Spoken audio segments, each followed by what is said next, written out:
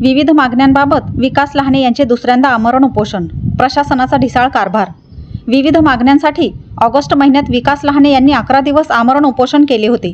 त्यावेळी प्रशासनाने कारवाई करण्याचे लेखी आश्वासन देऊनही प्रशासनाने आपला शब्द पाळला नसल्याने विकास लहाने यांनी यावेळी जिल्हाधिकारी कार्यालयासमोर दुसऱ्यांदा उपोषण सुरू केले असून आज त्याचा 5वा दिवस आहे, तरी प्रशासनाने अद्याप त्याची दखल घेतली नाही।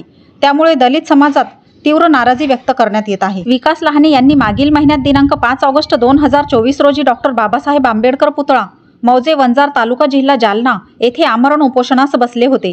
प्रशासनाने 11 दिवसानंतर तेही वंचित बहुजन आघाडीचे युवा जिल्हाध्यक्ष विजय लहाने यांनी रास्ता रोको आंदोलन केल्यानंतर दिनांक 16 ऑगस्ट 2024 रोजी या उपोषणाकडे लक्ष दिले होते।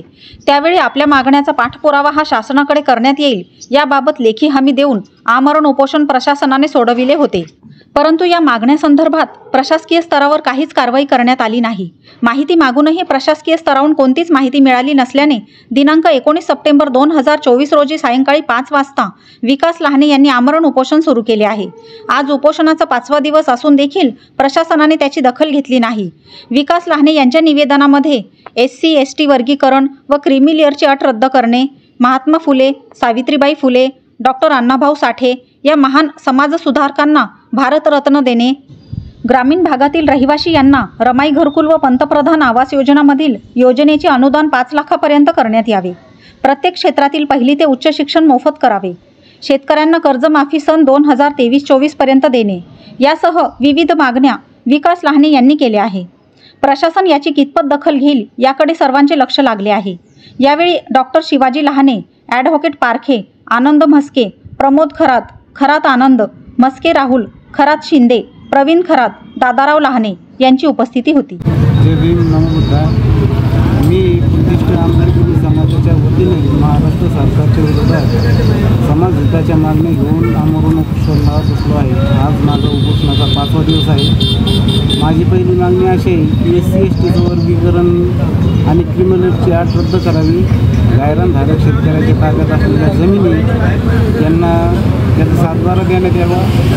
माझी तिसरी अट आहे की समाज कल्याणचा निधी, अनुसूचित जातीचा निधी केंद्र सरकारकडून इकडं दुसरीकडनं वळवता तो समाज कल्याणासाठी वापरावा आणि जी रमाई घरकुल योजना आहे त्याचा निधी 1 लाखापासून कॅन्सल करून 5 लाख करण्यात यावं। झोपडपट्टीधारक जे शहरी भागातले त्यांना PR कार्डची अट रद्द करून सरसकट त्यांना रमाई आणि पंतप्रधान आवास योजनेचा फायदा देण्यात यावा आणि त्यांच्यासाठी बी 5 लाख अनुदान करण्यात यावे।